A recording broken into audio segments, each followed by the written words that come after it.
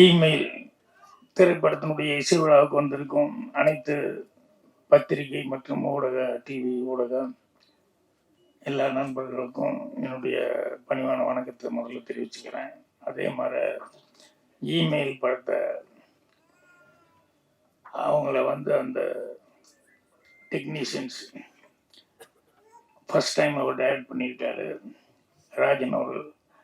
அதை ஊக்குவிக்கிற வகையில் நிறைய பேர் வந்திருக்கீங்க. மழையாக இருந்தால் கூட எல்லாம் கண்டிப்பாக என்கரேஜ் பண்ணணும்னு சொல்லி நிறைய பேர் வந்திருக்கீங்க. உங்களுக்கு என்னுடைய பணிவான வணக்கத்தை தெரிவிச்சுக்கிறேன். அப்புறம் இந்த பொண்ணு பேர் என்னமா, தமிழ் சுத்தமாக பேசினாங்க. ஐஸ்வர்யா தமிழ் சுத்தமாக பேசினாங்க. அவங்க நான் அதிகமாக சந்திக்கல. ஸோ அது கொஞ்சம் ரொம்ப சந்தோஷமாக இருந்தது. நிறைவாக கரெக்டாக பேசுகிறாங்க அப்படின்ட்டு. அதுக்கப்புறம் ராஜன் சாருக்கு தான் நன்றி சொல்லணும். என்னென்னா, ஒரு கவர்மெண்ட்டில் ஒரு திட்டம் அப்படின்னு சொல்லி சொன்னால் அவர் எப்பவுமே பேசுறதுல கான்ட்ரவர்சி வரும், அது ஒரு இது வரும். ஆனால் பாராட்டுறதுலேயும் மனசார பாராட்டுறதுங்கிறது இருக்க, அதுதான் அவருடைய கிரேட்னஸ். எவ்வளோக்கு எவ்வளோ கோபமாக திட்டுறாரோ அவ்வளோக்கு எவ்வளோ ஒரு நல்ல விஷயமா இருந்தால் மனசார பாராட்டிடுவார். ஸோ இன்னைக்கு சினிமாவில் எல்லாரும் எவ்வளோ சிரமப்பட்டு இருக்காங்க என்ன அப்படிங்கிறத அடிக்கடி எல்லா மேடையிலையும் சிறு தயாரிப்பாளர்களுக்காக குரல் கொடுத்து பேசிட்டு இருக்கிறது அவர். இப்போ இவர் பாலாஜி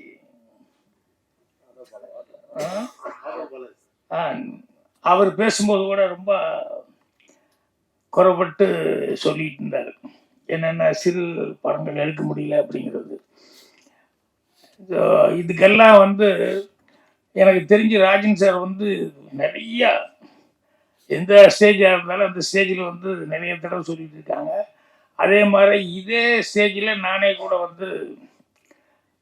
அந்த சின்ன படங்களுக்கு கவர்மெண்ட்டு கண்டிப்பாக ஒரு காம்ப்ளெக்ஸில் 4 தேட்டர் இருக்குன்னா ஒரு தேட்டர் கண்டிப்பாக சின்ன படங்கள் கொடுக்கணும்னு ஒரு சட்டம் கொண்டு வரணும்னு பல தடவை சொல்லியாச்சு. இந்த சின்ன படங்கள் எப்படி வரும்? ஸ்க்ரீனுக்கு வந்தால் தானே ஜனங்க பார்த்து அதுக்கப்புறம் அப்ரிசியேட் பண்ணுவாங்க. ஸ்க்ரீனே கிடைக்கல அப்படின்னு சொல்லும்போது எப்படி பண்ண முடியும்? ஸோ அதனால் கவர்மெண்ட் நினச்சது அப்படின்னு சொன்னோம்னா, இப்போ எப்படி இந்த ஸ்கீம் கொண்டு வந்திருக்காங்க, 500 கோடியில் ஒரு சினிமா சீரழிஞ்சிடக்கூடாது, சினிமாவுக்கு ஏதாவது ஒருத்தர் நல்ல விதமாக உதவி பண்ணணும்னு சொல்லிட்டு அந்த மாதிரி கவர்மெண்ட் இதையும் இப்படி தேட்டரில் ஒரு தேட்டராவது ஒரு சின்ன படத்தை கொடுக்கணுங்கிற மாதிரி ஒரு சட்டம் வந்தது அப்படின்னா, சிறு முதலீட்டாளர் படங்களுக்கு எல்லாருமே ஒரு காலத்தில் சின்ன படத்தில் புதுசாக அறிமுகமாகிற மாதிரி தான் எல்லாமே இருந்தாங்க. ஸோ அதுக்கப்புறம் தான் ஒவ்வொருத்தரும் பெருசாக வளர்ந்துருக்காங்க. அதனால் அவங்களுக்கு இன்னைக்கு அவர் வந்தோடனே ராஜன் சார் ரொம்ப வருத்தமாக தான் சொன்னார்.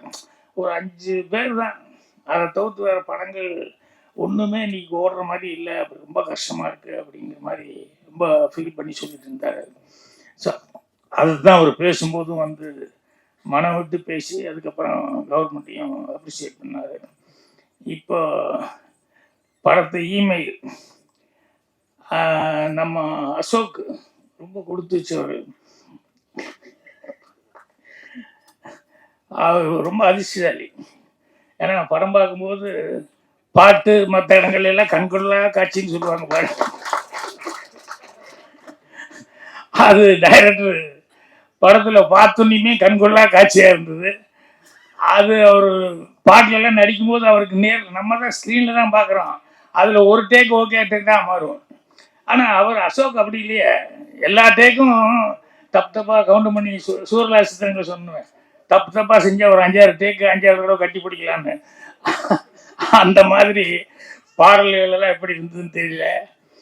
ஸோ அவர் இதுக்கு முன்னால் இப்போ தான் ஒரு படம் ஆர் யூ ஓகே பேபி, அதில் பிரமாமா டான்ஸ் ஆடிந்தார்.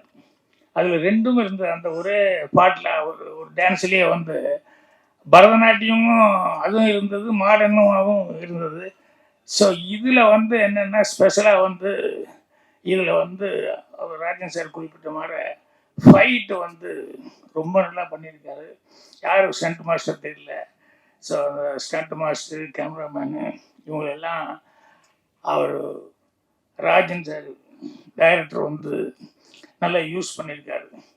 அவரெல்லாம் தனியாக விட்டுட்டாங்க அப்படிங்கிற மாதிரி சொல்கிறாங்க. அது எல்லாத்துக்கும் வர்ற சோதனை தான். யாருக்கு அது சோதனை வந்தால் தான் நல்லது. சோதனை வராமல் வந்து சுவை இருக்காது. வெறும் இது சாதனையும் படைக்க முடியாது. அதனால் அது விட்டுட்டு போனாங்க அப்படிங்கிறதல்ல. ஃபைனலாக நீங்கள் என்ன கொடுக்குறீங்க அப்படிங்கிறது தான். அது எல்லாருமே இப்போ ராஜன் சார் சொன்னார். ஃபைனல் அவுட்புட்டு எல்லோரும் ரிச்சாக வந்திருக்கு, இத்தனை லொக்கேஷனில் போய் எடுத்திருக்காங்க அப்படிங்கிற மாதிரி ரொம்ப படத்தை பற்றி சிறப்பாக சொன்னாங்க. ஸோ வரும்போது யோசனை பண்ணிட்டு வந்த இந்த இமெயில்ங்கிறது வந்து இதை கண்டுபிடிச்சதே ஒரு இந்தியன் தான், சிவா ஐயாத்துறை. ஸோ அவர்னால தான் வந்து அந்த இமெயில்னால தான் இந்த அட் அப்படின்னு சொல்லி போடுவோம் இல்லையே போட்டு, அது வந்து இதில் தான் இமெயிலேருந்து தான் ஃபெமிலியர் ஆச்சு. அப்புறம் எனக்கு தெரிஞ்ச என்னென்னா, இந்த இமெயில் வந்ததில் வந்து நிறைய பேர் வந்து, அதாவது இயற்கை வளம் இருக்கேன், மரங்களை பாதுகாப்போம் அப்படின்னு சொல்கிறது, அது இந்த இமெயில் வந்ததுனால அதுக்கு நிறையா பாதுகாப்பு. என்னென்னா, பேப்பரில் தான் எல்லாம் எழுதிக்கிட்டு இருந்தோம், அந்த பேப்பருக்காக மரத்தை பூரா வெட்டிக்கிட்டு உட்காந்துருந்தாங்க. இப்போ இந்த இமெயில் வந்ததுலேருந்து அந்த மரங்கள் வெட்டுறது பாதுகாக்கப்பட்டது. அது ஒரு சந்தோஷப்பட வேண்டிய சமாச்சாரம். அதை விட இன்னும் ரொம்ப சந்தோஷப்பட வேண்டிய சமாச்சாரம் என்னென்னா, இந்த நிறைய இளைஞர்கள் செருப்படியிலிருந்து தப்பிச்சுக்கிறதுக்கான ஒரு வாய்ப்பு இந்த இமெயில் மூலமாக கிடைச்சிது. ஏன்னா முன்னால் ஒரு பொண்ணுக்கிட்ட வந்து ஏதாவது பேசி ஒரு லெட்டர் கொடுத்தான்னு வைங்களேன், உடனே காலில் இருக்கிறது கழட்டிடுமா அப்படிங்கிற மாதிரி கழட்டிடுவாங்க சில நேரங்களில் கூட. இப்போ இந்த இமெயில் அது இல்லை பாருங்க. போய் நேரில் எல்லாம் முரளி மாற பின்னாலேயே சுற்றிட்டு இருக்கணுங்கிற அவசியமே இல்லை. இல்லை, என்ன வேணுமோ இமெயிலில் வந்து ஈஸியாக அவங்கக்கிட்ட நம்ம மனசில் இருக்கிறத அப்படியே எக்ஸ்போஸ் பண்ணிடலாம். அது வந்து இதுக்கு லவ்வுக்காகங்கிறது மட்டுமல்ல, சில பெரிய மனிதர்களிடம் மரியாதை காரணமாக நம்மளால் சொல்ல முடியாமல் இருக்க சில விஷயங்கள் சொல்லும்போது வாய் வராது, தடுமாற்றமாகி போகும். இந்த இமெயில் அப்படி இல்லை. இதில் வந்து எந்த தடுமாற்றம் இல்லாமல் நம்ம என்ன நினைக்கிறோமோ அதை அப்படியே எக்ஸ்போஸ் பண்ணிடலாம். ஸோ அந்த மாதிரி பல உதவிகள் இருக்குது. ஆனால் இதில் போடும்போது ஒன்று போட்டிருந்தாங்க, என்னென்னா இமெயில் என்னென்னலாம் மோசடி நடக்குது அப்படின்னு சொல்லிட்டு. எல்லாத்துலேயும் தான் பாசிட்டிவும் இருக்கும், அதே மாதிரி நெகட்டிவும் இருக்கும். அதனால் எது விஞ்ஞான கண்டுபிடிப்பு வந்தாலும் அதில் ஏதாவது ஒரு பாசிட்டிவ் இருந்தாங்கன்னா இன்னொரு நெகட்டிவும் ஒரு சைடு இருக்கத்தான் செய்யும். ஸோ அதனால் அதில் இந்த மோசடி அப்படின்னு சொல்லும்போது, நாட்டில் சினிமாவில் அதில் தான் ஆன்மீகத்தில் தான் மோசடிங்கிறது இல்லை. ராஜன் சார் பேசும்போது கரெக்டாக கவனிச்சுக்கிட்டே இருந்தீங்கன்னா தெரிஞ்சிருக்கும் நாட்டில் லைசன்ஸோடு எவ்வளோ மோசடி நடந்துருக்குன்னு. ஏன்னா நம்ம வாங்கியிருப்போம், பர்மிஷன் வாங்கிட்டு போயிருப்போம், ஆனால் அவங்க காசு கேட்பான்.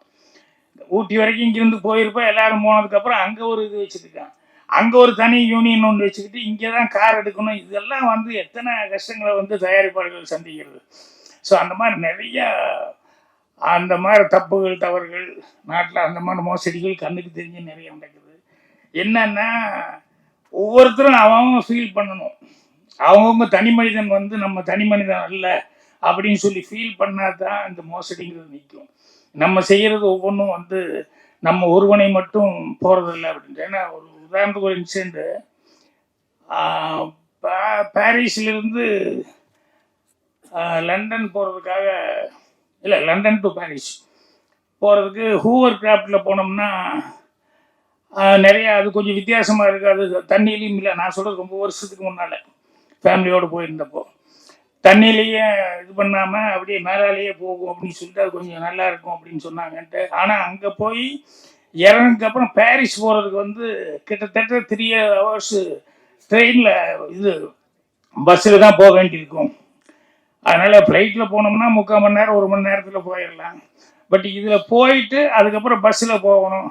ஆனால் சைட் சீயிங் நல்லா இருக்கும்போது அதை ப்ரிப்பேர் பண்ணேன். ஆனால் குழந்தைகளுக்கெல்லாம் நம்மளும் சைட் சீயிங் பார்த்துக்கிட்டே போகலாம் அப்படின்னு சொல்லிட்டு. ஆனால் அங்கே போய் ஹூவர் கிராஃப்டில் இறங்கணுன்னே பஸ்ஸில் தான் போய் ஆகணும் அப்படின்னு சொல்லி, அப்புறம் பஸ்ஸில் எல்லாம் ஆல்ரெடி டிக்கெட் ரிசர்வ் பண்ணியிருந்தேன். பஸ்ஸில் ஏறிட்டோம். ஏறினதுக்கப்புறம் வந்து பஸ்ஸு புறப்படுற நேரம், அப்போ திடீர்னு தடன்னு கதவை தட்டி திறந்தா ஒரு இங்கிலீஷ் லேடி, யாரோ ஒருத்தி, எந்த நாட்டுக்கறியே தெரியல. உள்ளே வந்தால் கண்டக்டர் வந்து ஸ்டாப் பண்ணிட்டான். சாரி அப்படின்னு. என்னென்னா, இல்லை டிக்கெட்டு ஃபுல்லாகிடுச்சு, சீட் இல்லை, அதனால் உட்கார முடியாது, சாரின்னு. அந்த அம்மா வந்து ரொம்ப கெஞ்சுறாங்க. என்னென்னா இவங்க வந்து பாரிஸ் போய் வேற ஒரு ஃப்ளைட்டு பிடிச்சி அவங்க வேறு நாட்டுக்கு போகணும். ஸோ அந்த ஃப்ளைட்டை மிஸ் பண்ணிட்டாங்கன்னு சொன்னோம்னா அதுக்கப்புறம் 1 நாளோ 2 நாளோ 3 நாளோ அவங்க இங்கே தங்கி அதுக்கப்புறம் அடுத்த ஃப்ளைட்டு பிடிக்கிறதுங்கிறது பெரிய கஷ்டமான ஒரு சமாச்சாரம். அந்த அம்மா அழுகிற மாதிரி ஆயிட்டாங்க, கெஞ்சுறாங்க. ஆனால் இவன் டிரைவர் இந்த கண்டக்டர் ஒத்துக்க மாட்டேன். ஆமாம் எனக்கு வேலை போயிடும், ஏன்னா சீட் இல்லாமல் நான் வந்து ஒரு ஆளை நான் நின்றுட்டு வர்றேங்கிறேன், அப்படி நிற்க வச்சேன்னு சொன்னோம்னா என்ன வழியில் பிடிச்சிட்டாங்கன்னா ஏன் வேலை போயிடும், ஐ எம் ஸோ சாரி அப்படிங்கிற அந்த அம்மா கெஞ்சுறாங்க. ஏன்னா இது ஃப்ளைட் விட்டுட்டா எனக்கு அவ்வளோ கஷ்டம் அவ்வளோ கஷ்டம் அப்படின்ட்டு. அவன் சீட் இல்லாமல் நான் வந்து முடியவே முடியாது அப்படின்னு எல்லாரும் வேடிக்கை பார்த்துருக்கோம். அப்புறம் டிரைவர் அவன் கண்டக்டர் கேட்ட சீட்டு தான் பிரச்சனையா? ஆமாங்க, சீட் இல்லாமல் அவன் நின்றுட்டு வந்தான்னா யாரோ பார்த்தான வழியில் தெரியும் பிடிச்சிக்குவான், அதனால் நான் கஷ்டம் அப்படிங்கிற மாதிரி சொன்னேன். இப்போ நான் என் பொண்ணு வந்து 6 வயசு அம்முழு, நான் அதுக்கு சீட்டு டிக்கெட்டு வாங்கியிருந்தேன். நான் சொன்னேன் என் பொண்ணை கூப்பிட்டு என் மடியில் உட்கார வச்சுக்கிட்டு அவன் இந்த சீட்டில் உட்கார வச்சுரு, டிக்கெட் போட்டு கொடுத்துரு அப்படின்னு. அவன் 3.5 hours 4 hours சார் டிக்கெட் எடுத்திருக்கீங்க மடியிலே உட்கார வச்சு, ஐயோ என் பொண்ணு என் மடியில் உட்கார வைக்கிறது என்ன எனக்கு கஷ்டமா, பரவாயில்ல விடு அப்படின்னு சொல்லிட்டு அதுக்கப்புறமா வந்து உடனே சரின்னு சொல்லி அவன் அழுகிறது பார்த்து ரொம்ப கஷ்டமாக இருக்குன்னு அப்புறம் அவனும் வந்து டிக்கெட்டுக்கு வாங்கிட்டு உட்கார வச்சுட்டான். என்ன எதுக்கு சொல்ல வரேன்னா, இது எல்லாருமே பார்த்துட்டு இருந்தாங்க. அதுக்கப்புறம் வந்து வண்டி மூவ் ஆகும்போது ஒரு லேடி பக்கத்தில் உட்காந்துருந்த ஒரு இங்கிலீஷ்கார லேடி என்னை பார்த்துக்கிட்டே இருந்துட்டு அப்படியே பார்த்து மெல்ல ஆர் யூ ஃப்ரம் இந்தியா அப்படின்னா. எனக்கு அப்படி ஒரு சந்தோஷமாக இருந்தது. என்னென்னா நம்ம நாட்டுக்கு நம்ம சின்ன வேலை தான் செஞ்சோம், ஆனால் ஆர் யூ ஃப்ரம் இந்தியா அப்படின்னு சொல்லிட்டு அந்த அம்மா வந்து கேட்குறாங்க அப்படின்னா அப்போ இந்தியாவுக்கு இந்தியாவில் இருக்கிற இந்தியன்ஸ் எவ்வளோ மரியாதைக்குரியவர்களாக இருப்பாங்கன்னு அந்த அம்மா நினச்சிருப்பாங்க அப்படின்ட்டு அவ்வளோ ஒரு சந்தோஷமாக இருந்தது. அதனால் மனிதர்கள் யாருமே வந்து தனி மனிதர்களே கிடையாது. நம்மளை நம்பி நம்ம வீடு இருக்கிற மாதிரி நமக்கு நம்ம ஊர் பேரை காப்பாற்ற வேண்டி இருக்குது, அதுக்கப்புறம் நம்ம டிஸ்ட்ரிக்ட் பேரை காப்பாற்ற வேண்டியிருக்குது, அப்புறம் தமிழ்நாடுனா தமிழ்நாடை காப்பாற்ற வேண்டியிருக்குது, அதுக்கப்புறம் இந்தியாவினுடைய இது காப்பாற்ற, அந்த மாதிரி ஒவ்வொன்றும் ஒவ்வொரு தனி மனிதனும் வந்து கடமைங்கிறது அப்படி ஒன்று இருக்குது. அந்த கடமை வந்தது அப்படின்னு சொன்னோம்னா இந்த மோசடி அப்படிங்கிறது வந்து வர்றதுக்கான வாய்ப்புகள் அப்போ தான் குறையும். இந்த படத்தை பொறுத்த வரைக்கும் இவ்வளவு தூரம் ஸ்டெயின் பண்ணி அவரே தயாரிப்பாளராக இருந்திருக்காரு. ஸோ அவர் தயாரிப்பாளராக இருந்துட்டு அப்புறம் சொன்ன மாதிரி எல்லாருமே வந்து கடைசியில் ஒவ்வொருத்தராக மிஸ் பண்ணிகிட்டே போனாங்கன்ட்டு. ஆனால் எல்லாத்தையும் தாண்டி இன்னைக்கு வந்து இசை விழா வந்து பிரம்மாண்டமாக சிறப்பாக நடத்திட்டாரு.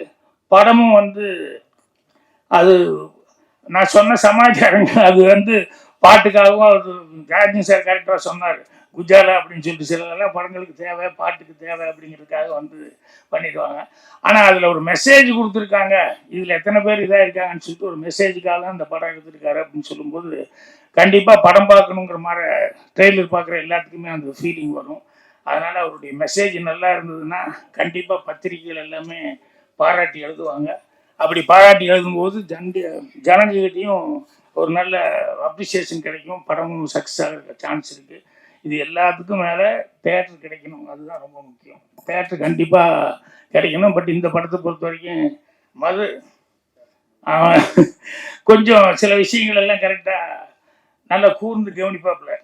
அதனால் மது மாதிரி ஆட்கள் வந்து எப்படியும் தேட்டர்களை வந்து பிடிச்சிடுவாங்க, தேட்டர்லாம் பிடிச்சி கண்டிப்பாக ரிலீஸ் ஆகிறதுக்கு ஹெல்ப் பண்ணிடுவாங்க. ஸோ படம் நல்லபடியாக சக்ஸஸ் ஆகணும் அப்படின்னு சொல்லி என்னுடைய மனமார்ந்த வாழ்த்துக்கள் தெரிவிச்சுக்கிறேன். நன்றி, வணக்கம்.